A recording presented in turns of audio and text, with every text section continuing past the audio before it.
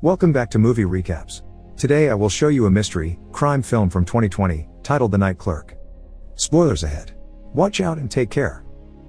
In the basement of her mother's house, Bart watches footage gotten from cameras that he hid in the rooms of the hotel he works at. He has Asperger's syndrome, so by watching human interactions and imitating their speech and mannerisms he thinks he can work on his poor social skills. There are also cameras around the house that his mom Ethel uses to talk to him and let him know when dinner is ready. Bart never goes upstairs to eat with her though. He waits for Ethel to leave his plate on the stairs, then he takes it to his own table while Ethel eats alone. While Bart may have Asperger's, he's still very smart and highly functional. He can drive and keep up with his job with no issues. His position in the hotel is the night shift clerk, and his boss Ron doesn't even stay around to keep an eye on him.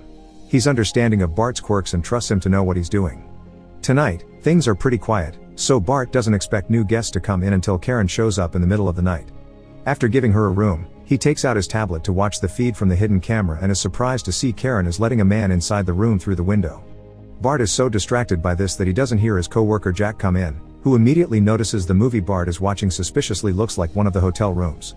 After quickly closing the tablet case, Bart realizes his shift is over and leaves without making up a lie about what Jack took notice of. Bart stops at the store to get some ice cream before going home, where he enjoys his new snack while watching the hotel cameras. Karen is arguing with the mysterious man because she feels like he doesn't care about her since they only meet in secret. Suddenly, the man begins attacking Karen, and her bag falls to the floor, revealing a gun she's kept there. Not knowing what to do, Bart calls Jack, but he doesn't dare to confess his spying, so he hangs up without saying a word and runs to his car. As Bart drives at an exceeding speed and enters the hotel through a side door, Jack goes out through the front gate to have a smoke. That's when he hears a shot from inside, so he rushes back in and finds Karen dead on the floor while Bart nervously sits on the bed. Jack tells Bart not to touch anything while he calls the police, but after he's gone, Bart disobeys and puts his fingers on the blood just to know what it feels like. Then, he begins taking out all the hidden cameras in the room, but in his hurry, he doesn't notice he drops one of the SD cards. When the cops arrive, Detective Espada begins asking all sorts of questions. Ron defends Bart, saying he's a little weird but still a good responsible boy that wouldn't hurt a fly. Afterward, Espada interrogates Bart, who quickly makes up a story about why he came back. He says he left work, stopped for ice cream, and it wasn't until he got home that he realized that he had forgotten his wallet on top of the vending machine. That's why when he came back to the hotel, he used the side door, because it's closer to the vending machines. However, Espada stays suspicious of him because of the blood on his hand and the fact that if the wallet story was true, then Bart couldn't have bought the ice cream. Later at the police station, Karen's husband Detective Nick Peretti comes to identify the body. He also confirms Karen carried a gun for protection, but he doesn't understand what she was doing in a hotel in the middle of the night. Ethel comes to the station as well and makes a scene, angry because the cops didn't treat a boy with special needs right. She takes Bart with her, and asks Espada to stay away from them. When they get home, Ethel asks Bart if there's anything he needs to tell her, but he doesn't say a word, just bends over so his mother can kiss the top of his head for comfort. That night, Espada spends his time researching Asperger's syndrome while Bart rewatches Karen's footage, noticing that the killer has a bird tattoo on his arm. The next day, Ron explains to Bart that he doesn't want to fire him, but it wouldn't be right to keep him there either, so he'll be transferred to a new location.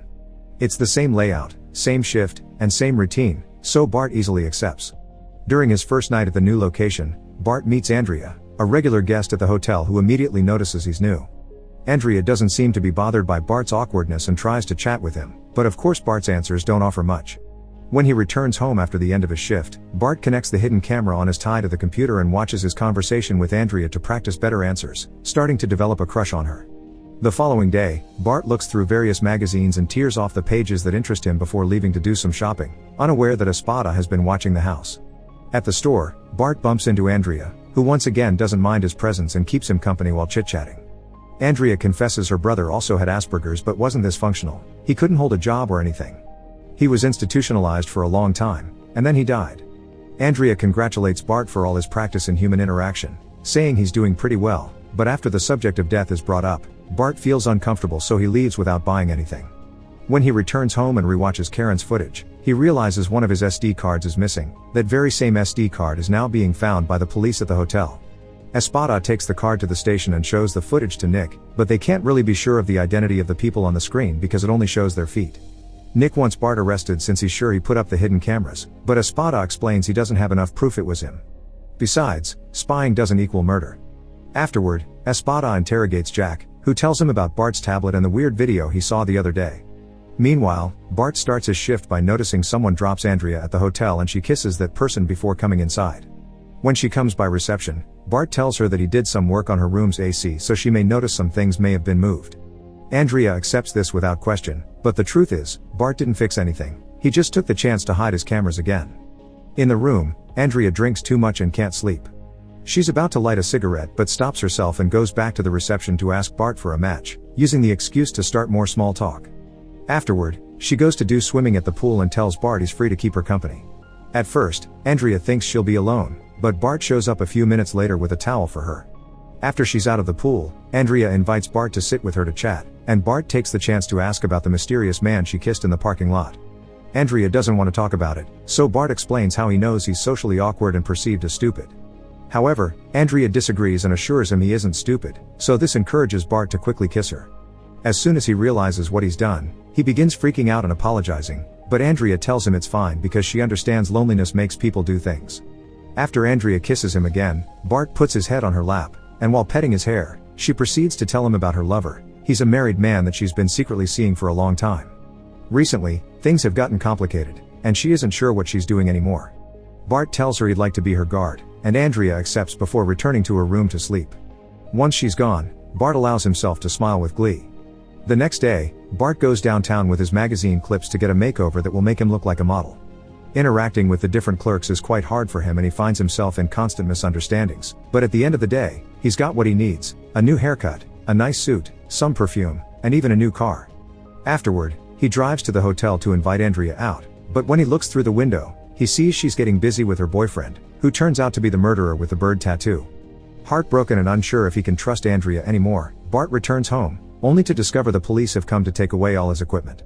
Ethel couldn't stop them because they have a search warrant, and this time, Espada doesn't allow her to get in the way of his interrogation either.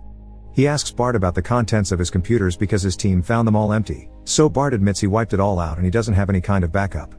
Espada doesn't believe him and swears he's hiding something. People just give him a pass because of his condition. He also explains they've found Bart's fingertips all over the room yet the gun isn't anywhere. Bart finally snaps and begins constructing a scenario of how he could have gone to the room and killed Karen, but he didn't, and the cops didn't find the gun in his room either, so Espada has nothing. After the police are gone, Bart opens a hidden compartment in his room where he's been hiding his backups. He connects his external drive to a video game console to watch the hotel footage and gets depressed when he sees Andrea getting busy with the murderer. From then on, Bart stops going to work, and Ron covers his shifts with Jack, but he still calls often to check on Bart. He is also not eating much, so Ethel gets too worried about her son to keep respecting his no trespassing rule anymore and comes down to have a talk with him. She understands how hard life can be and tells him about the time his father died, how hard it was for her to wake up every morning and keep on living while accepting her husband was gone. But the world was still out there waiting for her, and now, Ethel reminds Bart that the world is waiting for him too. Bart doesn't answer but her words make him think a lot about it, so some moments after Ethel leaves, Bart picks up his plate and joins her at the table. After many years, mother and son finally share a meal again. Meanwhile, Andrea is meeting with her lover the murderer, who turns out to be Nick. He tells her that if she really cares for him, she'll do this favor, and Andrea accepts. The following day, Andrea shows up at Bart's house. Ethel receives her and is unsure of her presence when Andrea says she's a friend of Bart's from the hotel, but decides to give her a chance. When Bart comes out to see her, he stays behind the gate to talk to her, and is obviously not happy to see her even when she says she's missed him. Bart explains he has a broken heart, so Andrea apologizes, saying he's a very special person and she's glad to have met him. After she promises not to bother him anymore, Andrea leaves, unaware that Espada is still secretly watching the house and has seen the entire interaction. When he returns to his house, the detective begins researching Andrea's profile. Many hours later, Bart is watching Andrea in her room, because his camera in the other hotel is still up. It seems she's trying to break up with Nick and he gets violent again, hitting her, so Andrea takes out a gun to get him off her and locks herself up in the bathroom. Like it happened the first time, Bart freaks out and rushes to drive to the hotel to stop Nick from hurting Andrea more. Nick grabs Bart by the neck, but when the boy starts screaming, Nick lets him go and runs away through the window before someone could find him. Afterward, he frees a bleeding Andrea and shows her the hidden camera that could help her prove Nick is a criminal. Andrea begins crying when she realizes Bart has been spying on her, but Bart swears there's something more important she needs to see and brings her to his home. Now Andrea gets to watch the footage of Karen's death, confirming it was Nick that killed her and not Bart. Still in tears, Andrea doesn't know what to do, so Bart tells her he would be willing to finally go to the police with his drive if she comes with him. He also wants her to fix his heart, and Andrea says she can't. However, when she goes to lie down on his bed to rest, she puts a hand under the pillow and uses the other to bring Bart closer, so they both fall asleep cuddling.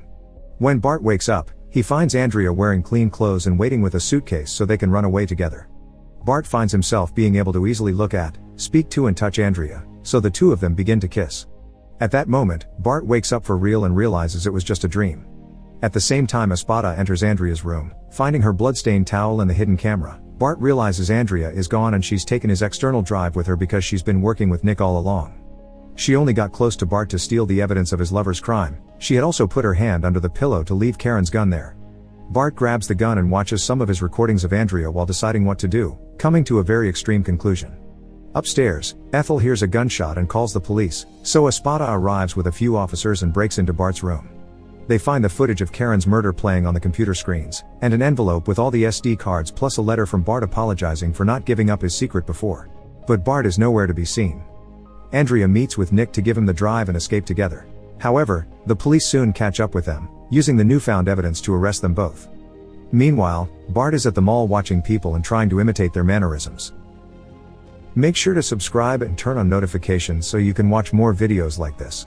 Thanks for watching.